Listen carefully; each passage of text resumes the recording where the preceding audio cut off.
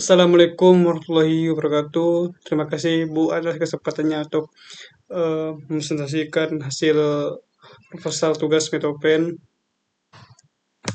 Baik, di sini saya mengambil judul usulan yaitu perlindungan hukum terhadap siswa akibat tindak pidana yang mengalami kekerasan fisik yang dilakukan guru di lingkungan sekolah. Di sini pendahuluan latar belakang, sekolah itu seharusnya menjadi tempat yang aman dan nyaman bagi anak-anak untuk belajar dan berkembang.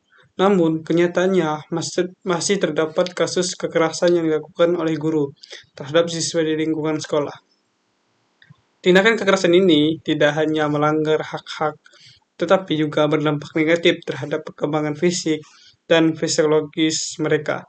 Perlindungan hukum terhadap anak di Indonesia telah diatur dalam berbagai pasal peraturan perundang-undangan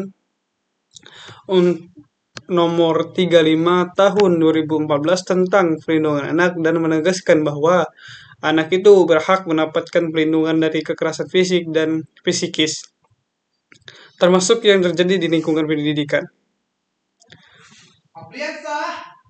Pasal 54 Undang-Undang tersebut menyatakan bahwa anak di lingkungan satuan pendidikan wajib mendapatkan perlindungan dari tindak kekerasan yang dilakukan oleh pendidik atau tenaga pendidikan.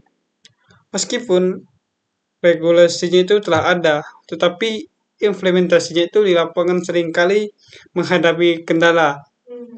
Beberapa kasus yang menunjukkan bahwa guru yang melakukan kekerasan terhadap siswa itu tidak mendapatkan sanksi yang setimpal, bahkan tidak diproses secara hukum. Di situ artinya tidak ada keadilan yang ditegakkan di situ.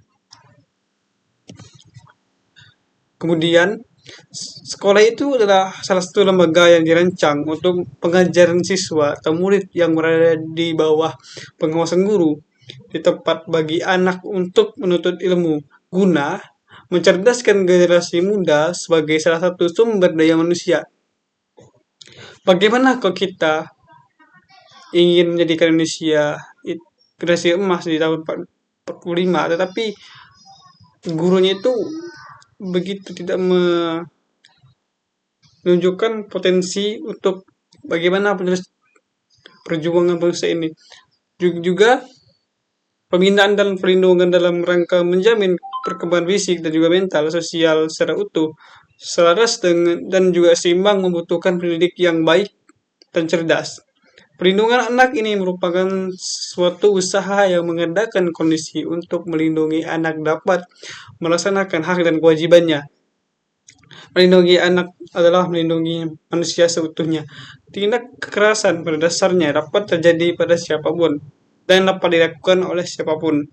Anak itu sangat rentan menjadi korban tindak kekerasan, baik itu berupa kekerasan fisik maupun non-kekerasan fisik. Anak yang mengalami suatu tindakan kekerasan pula diperhatikan secara serius. Mengingat akibat dari tindak kekerasan itu yang tidak diterima oleh anak dan menyebabkan trauma yang berkepanjangan. Baik, di sini ada rumusan masalah.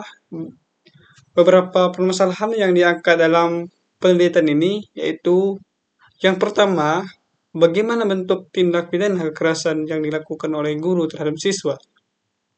Dan yang kedua itu, bagaimana perlindungan hukum terhadap anak sebagai korban tindak pidana kekerasan yang dilakukan oleh guru di lingkungan sekolah tersebut. Yang ketiga itu, ada apa upaya yang dapat dilakukan oleh pihak sekolah, penegak hukum, dan mencegah dan mengulangi tindak pidana kekerasan terhadap anak di lingkungan sekolah. Yang selanjutnya itu ada landasan teori. Teori ini menekankan bahwa anak itu sebagai individu yang dewasa memerlukan perlindungan khusus dari negara dan juga bagi masyarakat. Dapat menambah pemahaman masyarakat tentang bagaimana mekanisme penyelesaian yang harus diakibatkan melanggar hak hukum. Dalam peningkatan kesadaran hukum, itu mendorong peningkatan pemahaman masyarakat tentang hak-hak anak, pentingnya perlindungan hukum terhadap anak korban kekerasan, sehingga terciptanya lingkungan yang lebih aman dan mendukung bagi anak-anak. Selanjutnya itu teori ini membahas tentang perbuatan yang dikategorikan sebagai tindak pidana tersebut, kekerasan terhadap anak, serta sanksi hukum yang dikenakan kepada pelaku. Dalam konteks ini, guru yang melakukan kekerasan terhadap siswa yang dapat dikenai sanksi pidana sesuai dengan peraturan perundang-undangan yang berlaku. Perlindungan anak di Indonesia diatur oleh berbagai peraturan perundang-undangan.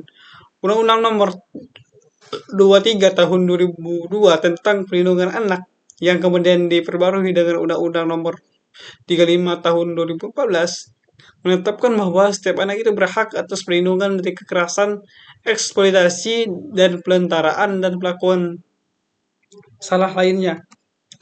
Kemudian ada tujuan penelitian. Tujuan penelitian ini dapat sebagai berikut. Yang pertama itu mengidentifikasi bentuk dan karakteristik tindak pidana kekerasan yang dilakukan oleh guru terhadap siswa. Yang kedua itu menganalisis perlindungan hukum yang tersedia bagi anak sebagai korban kekerasan oleh guru berdasarkan peraturan perundangan yang berlaku seperti Undang-Undang Nomor 35 Tahun 2014 tentang Perlindungan Anak, Undang-Undang Nomor 14 Tahun 2005 tentang guru dan dosen. Tiga, itu mengevaluasi dan bertanggung jawab pihak sekolah, pemerintah, daerah, dan aparat penegak hukum dalam mencegah serta menangani kasus kekerasan terhadap anak di lingkungan sekolah. Kemudian itu ada manfaat penelitian. Dalam penelitian ini diharapkan dapat memberikan manfaat seluruhnya baik dari segi teoritis maupun praktis. Manfaat yang diharapkan dalam penelitian ini yaitu yang pertama itu secara teoritis, itu kontribusi terhadap pengembangan ilmu hukum. Penelitian ini memperkaya kajian dalam bidang hukum, pidana, dan perlindungan anak, khususnya menangani kekerasan yang dilakukan oleh pendidik di lingkungan sekolah. B. Analisis terhadap aktivitas peraturan perundang-undangan, memberikan analisis kritis terhadap implementasi Undang-Undang Nomor 35 Tahun 2014 tentang Perlindungan Anak dan Undang-Undang Nomor 12 Tahun 2022 tentang tindak pidana kekerasan seksual dalam konteks kekerasan oleh guru terhadap siswa. Kemudian ada secara praktis. Yang pertama, itu bagi penulis, manfaat penelitian ini bagi penulis ini menjadi salah satu syarat untuk menyelesaikan tugas metopen untuk hukum di Universitas Bangka Belitung. Dengan penelitian ini diharapkan penulis mampu meningkatkan wawasan penulis berpikir kritis, logis, dan analisis terkait permasalahan hukum, dapat menerapkan ilmu yang telah diproses oleh penulis. Yang baik itu ada bagi masyarakat, dapat menambah pemahaman masyarakat tentang bagaimana mekanisme yang diharuskan akibat melanggar hak hukum dalam peningkatan kesadaran hukum, mendorong peningkatan pemahaman masyarakat tentang hak-hak anak dan pentingnya perlindungan hukum terhadap anak korban kekerasan sehingga terciptanya lingkungan yang aman dan mendukung bagi anak-anak. Kemudian metode penelitian. Dalam hal ini jenis penelitian ini bersifat normatif atau juridis normatif. Penelitian ini menerangkan bahwa pada kajian terhadap norma-norma hukum yang berlaku seperti peraturan perundangan, doktrin, dan putusan pengadilan. Tujuannya itu adalah untuk memahami bagaimana hukum seharusnya diterapkan dalam kasus tertentu. Yang kedua itu ada pendekatan penelitian yang digunakan juridis normatif tentang persoalan yang menyangkut tentang sinkronisasi peraturan yang dikeluarkan dari sekolah tentang perlindungan hukum dan kekerasan anak. Kemudian sumber data itu ada dua, sumber data primer dan juga sumber data sekunder. Data primer, pokok yang kemudian diperoleh secara langsung dari objek penelitian. Dan yang kedua, jenis data sekunder, data yang dapat dijadikan sebagai pendukung data pokok atau jenis dapat pula didefinisikan sebagai sumber yang mampu atau dapat memberikan informasi untuk memperkuat data pokok. Yaitu ada bahan hukum, di sini ada bahan hukum primer dan juga ada bahan hukum sekunder.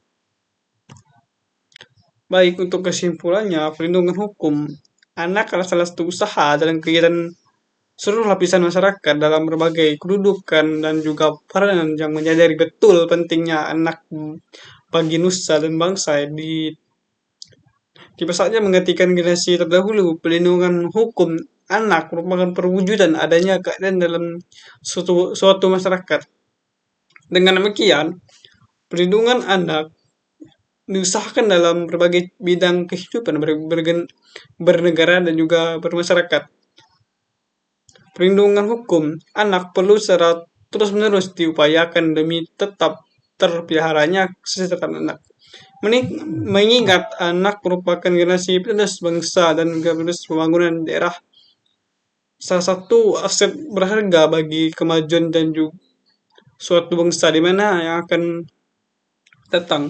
Kualitas perlindungan terhadap anak hendaknya memiliki derajat yang tingkat yang sama dengan perlindungan terhadap orang yang berusia dewasa. Karena setiap orang yang mempunyai kedudukan yang sama di hadapan hukum. Baik, mungkin itu yang bisa saya sampaikan dari presentasi dari tugas Metoven. Apabila